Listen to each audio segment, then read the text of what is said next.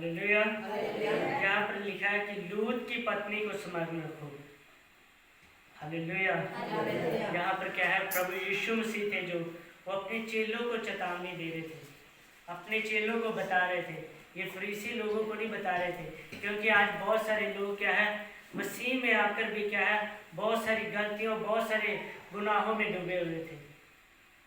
अगर हम लूत की कहानी को देखते हैं, लूत जो अब्राहम का क्या है भतीजा था, उसकी जो पत्नी थी, उसका नाम बाइबल में नहीं लिखा है, लेकिन उसकी जो पत्नी थी क्या है, जब यीशु मसीह परमेश्वर ने बोला कि क्या है मैं इस देश को नाश करने वाला हूँ, इस नगर को नाश करने वाला हूँ, इस शहर को नाश करने वाला हूँ, क्योंकि लूत था, जो लूत वो हो सकता है शुरू से ही क्या है जो अब्राहम था वो परमेश्वर का भय रखने वाला था, वो जो उसका भतीजा था वो भी परमेश्वर के बारे में जानता होगा, परमेश्वर का भय रखता होगा। इसीलिए स्वर्गदूत उसके पास आए थे कि लूत तो इस देश को छोड़ और तुझे क्या है इस देश से भागना पड़ेगा। स्वर्गदूतों ने उसे निकाला वहां से और उन्हें एक आज्ञा दी थी कि पीछे मुड़कर नहीं देखना। हालेलुया। पीछे मुड़कर नहीं देखना। और जो उसकी पत्नी थी वो क्या है, जो उस देश के साथ बहुत प्रेम रखती थी, उस देश के साथ, अपने घर के साथ हो सकता है, अपने रिश्तेदारों के साथ हो सकता है, अपने आस पड़ोसियों के साथ प्रेम रखती होगी। वो क्या संसारिक चीजें थी, उसका मन क्या है परमेश्वर से दूर था। हो सकता है परमेश्वर में चलती होगी, पर क्या एक दिखावे का उसने मुकुट पहन रखा था। आज भी लोग मसीह में आने के बाद भी क्या है एक दिखावे का मुकुट पहनते हैं। आज मसीह में आने के बाद भी लोग क्या है बस वही संसार के काम ही करते हैं। बस चर्च में आते हैं, एक क्या है भोले बन का, और भी बहुत सारे वर्शिप करते होंगे, आराधना करते होंगे, एक ढोंग को पकड़ लेते हैं। हालेलुया। लेकिन वचन बताता है कि जो सच्चे को जान लेता है उसे क्या है आज़ादी मिल जाती है। जिसने सच्चाई को जान लिया, जिसने वचन को जान लिया, उसके पास आज़ादी है। लेकिन क्या है जो लूत की पत्नी थी वो अभी भी क्या है उन चीज़ों के पीछे भागती थी। जब क्या है वो देश से निकाला दूतों ने, तो क्या है वो पीछे मुड़कर देख लेते हैं, क्योंकि परमेश्वर ने तो आज्ञा दी थी कि पीछे मुड़कर नहीं देखना, तो वो वही लूत का खंबा बन जाती है। आज आप भी क्या है अगर यीशु मसीह में आने के बाद भी पीछे वाली गलतियों को फिर से दोहराते हो, तो आपको क्या है एक नया जीवन नहीं मिल सकता। लूत था जो लूत, उसने एक नई जिंदगी पा ली, क्योंकि अगर वो अपने देश में होता तो अपने देश के साथ नाश हो जाता। अगर वो परमेश्वर की आज्ञा ना मानता तो उस देश में ही खत्म हो जाता। लेकिन उसने जब परमेश्वर की आज्ञा मानी, परमेश्वर के दूतों की आज्ञा मानी, और क्या है एक नए जीवन को पा लिया। आज आपने भी क्या है परमेश्वर के आने के बाद भी एक नया जीवन तो पा लिया है, पर अगर आप फिर से उन गलतियों में जाते हो, फिर से उन क्या है हालातों में जाते हो, उन पापों में जाते हो, तो सचमुच परमेश्वर आपको क्या है अंधकार में उस नरक की आग में डाल देगा। हो सकता है आपको ये सोचकर बात, ये सुनकर बात बुरी लगे, लेकिन ये सच है। आजकल बहुत सारे लोग क्या है जो वचन आप सुनते होंगे, वचन में क्या हर एक व्यक्ति आशीषों के बारे में ज़्यादा बोलता है। ज़्यादातर हमारे पास्टर में पंजाब में बहुत सारे लोग आशीषों के ऊपर ही बोलते हैं। बड़े बड़े पास्टर उन्हें क्या सच्चाई का वचन नहीं बताते। जो एक कलीसिया को चाहिए अपनी क्रूस उठाना, यीशु मसीह की आज्ञा को फॉलो करना। हालेलुया।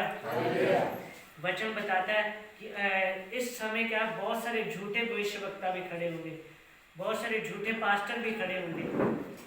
अगर आप अपने पास्टर जी से कुछ अच्छी शिक्षा को नहीं ले रहे, क्या परमेश्वर के बारे में सीख ही नहीं रहे, तो आप सचमुच एक दिन अंधकार में चले जाओगे, एक दिन नाश हो जाओगे।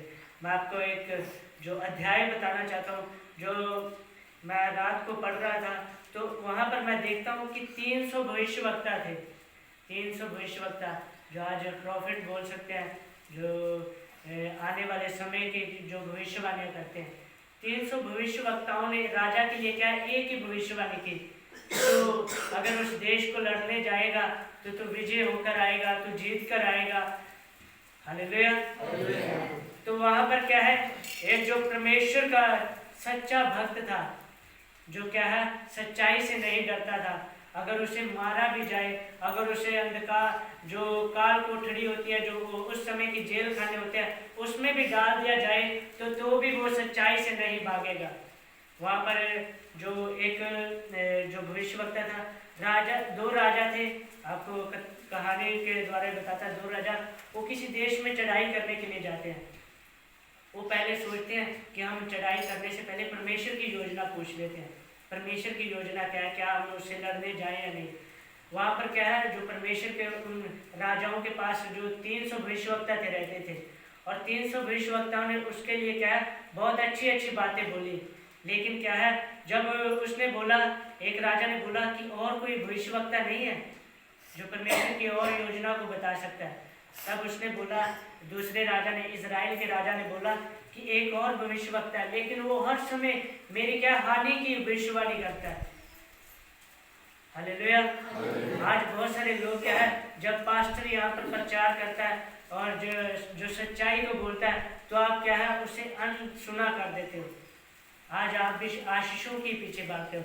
जब उसने बताया कि वो मेरी हानि के लिए जो भविष्यवाणी करता है, लेकिन दूसरा राजा बोलता है तो उसे बुला, ताकि परमेश्वर की योजना को तो जाने, उसके द्वारा परमेश्वर क्या बोलना चाहता है। जब वो एक को बुलाने भेजते हैं तो वो बोलता है कि तुझे राजा बुला रहा है, तो उससे क्या है, जो भविष्यवाणी करेगा तो अच्छी भविष्यवाणी करना कि तो कुशल होकर लौटेगा, तो विजय होकर लौटेगा। लेकिन वो बोलता है जीवते परमेश्वर की शपथ, मैं क्या है, सच्चाई की बात बोलूंगा, जो परमेश्वर ने मुझे बताया वही बोलूंगा। हालेलुया। तो जब वो राजा के पास जाता है तो राजा उससे पूछता है कि हमने क्या युद्ध लड़ने जाना है, तो क्या है, परमेश्वर की योजना बता, जो परमेश्वर हमसे क्या चाहता है, परमेश्वर हमें क्या बताना चाहता है कि हम युद्ध लड़े या ना। लेकिन वो जब जो भविष्यवक्ता था, उसका नाम था नबी मीकाह, जो आप दूसरा इतिहास घर जाकर 18-19 इसमें पढ़ सकते हो, 17, 18, 19। तो जब क्या है, वो लड़ने जाता है, और जो भविष्यवक्ता था उसने भविष्यवाणी की थी कि परमेश्वर जो कह रहा है कि आज जो तू जा तो रहा है, लेकिन कुशल से नहीं लौटेगा, क्योंकि ये परमेश्वर की योजना नहीं है।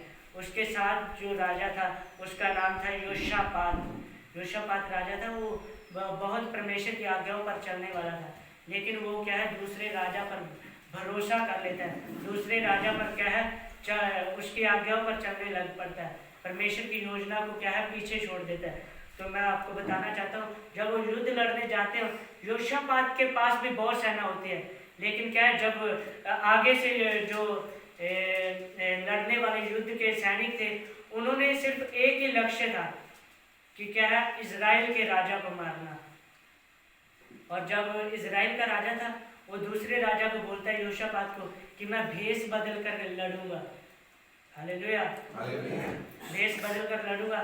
दूसरे सामने वाले दुश्मन वो ढूंढ रहे होते हैं राजा को, लेकिन जो इजराइल का राजा नहीं मिल रहा होता, और जो दूसरा राजा था वो क्या है, भाग जाता है इतनी सेना को देखकर, सामने वाली सेना को। और जब वो अचानक से एक तीर लगता है, और वो क्या है, जो भेष बदले हुए राजा, इजराइल के राजा, जो क्या अपने लिए आशीषें चाहता था, उसको अचानक से लग जाता है, और वो क्या है, सेना से भागने लग जाता है। लेकिन युद्ध लड़ते लड़ते उसकी क्या है, मौत हो जाती है, वो कुशल से नहीं लौटता। इसी तरह परमेश्वर का वचन पूरा होता है। लेकिन आज क्या है, आप अगर आशीषों के पीछे भाग रहे हो, आप क्या है, संसार के पीछे भाग रहे हो, तो आपके लिए क्या है, वचन पूरे हो जाएंगे मेरे अजीजों, मेरे प्यारे। आपको क्या है, परमेश्वर सचमुच उस नरक की आग में डाल देगा। लेकिन आप सच्चाई पर चल रहे हो, अगर परमेश्वर के वचन को फॉलो कर रहे हो, परमेश्वर के वचन को पूरा कर रहे हो, जो दास सिखाता है। आज हो सकता है आपके शहर नगर में बहुत सारे जो ऊंचे ऊंचे पास्टर, बहुत सारे ऊंची ऊंची पदवी के पास्टर आ जाए। आप क्या है, अपने पास्टर से नहीं पूछते कि पास्टर के बारे में बताइए, क्या हम इसकी मीटिंग में जाएं या नहीं। बहुत सारे लोग गलत शिक्षा को दे रहे हैं। हालेलुया। आपको क्या उन चीज़ों से बचना है, ताकि आप क्या है, अंत के समय स्थिर रह सकें, अंत के समय डोल ना सकें, ताकि एक नए जीवन में प्रवेश कर सके, उस स्वर्ग में प्रवेश कर सके। लूत की पत्नी क्या है, अपने जीवन को खो लेती है, संसार की ओर मन लगाती है, आशीषों की ओर मन लगाती है, हो सकता है उसका घर बहुत सुंदर होगा, सोचती होगी मेरा घर अभी बचा हुआ है नहीं। हो सकता है उसके जो रिश्तेदार आस पड़ोसी वालों से उसका अच्छा संबंध होगा, उनके बारे में सोचने लगी होगी कि मैं उनके साथ अच्छा रहती थी, देखती हूँ वो बचे हैं या नहीं। आज आप भी क्या है, अगर अपने, क्योंकि हर एक व्यक्ति उसने अपना ही न्याय देना है, आपने अपने बच्चों का न्याय नहीं देना है। बच्चों का न्याय परमेश्वर ऐसे पूछेगा कि आपने बच्चों को क्या सिखाया, क्या मेरी आज्ञा सिखाई या नहीं। हालेलुया। लेकिन आपको आपका न्याय देना पड़ेगा एक दिन, जब यीशु मसीह आएंगे, आपसे पूछेंगे कि आपने ये धरती पर इतने साल रहे, अपने आप को कैसे स्थिर रखा, क्या संसार की योजनाओं के पीछे चले, क्या संसार के लोगों के पीछे चले। हालेलुया। इसीलिए आज अपने जीवन में वो चेंजिंग लाइए। इसी तरह आप अपने लाइफ में हो सकता है बहुत सारी गलतियां हुई होंगी, लेकिन वचन बताता है जब आप गलतियों को मान लेते हो, उसका इकरार करते हो, तो परमेश्वर आपको क्षमा करता है। सभी गलतियों होती हैं जो उन्हें मिटा देता है। आज आपकी गलतियों को परमेश्वर मिटाएगा। आप जो संसार के पीछे भाग रहे थे, परमेश्वर से सामर्थ्य मांगिए। परमेश्वर, मैं संसार के पीछे नहीं भागना चाहता, मैं संसार को क्या है छोड़ना चाहता हूँ, जो आपके वचन को फैलाना चाहता हूँ, क्योंकि संसार में पाप बढ़ चुका है। आज आप देख सकते हो कि वचन पूरे हो रहे हैं, जो अंत के समय में भूकंप आएंगे, बीमारियां आएंगी। पिछले समय में कोरोना आया, जो बीमारी बढ़ी, और उसके बाद ये तुर्की में भूकंप आया। आपको पता होगा नाइजीरिया, तुर्की, इजराइल में भी जो बता रहे हैं कि आने वाला है, जो सीरिया, इसमें बहुत सारी जानें चली गई, दिन प्रतिदिन मौतें बढ़ रही हैं। लेकिन आपको प्रभु ने इसीलिए जीवित रखा है ताकि आपके जो द्वारा परमेश्वर आप अपने नाम को बढ़ा सके, अपनी गवाही को दूसरे लोगों तक पहुंचा सके। आपके आज आस पड़ोसी क्या है, यीशु मसीह को नहीं जानते, उन्हें आप बता सके, उन्हें आप बता सकते हो वचन फॉलो करो, वचन पूरे हो रहे हैं।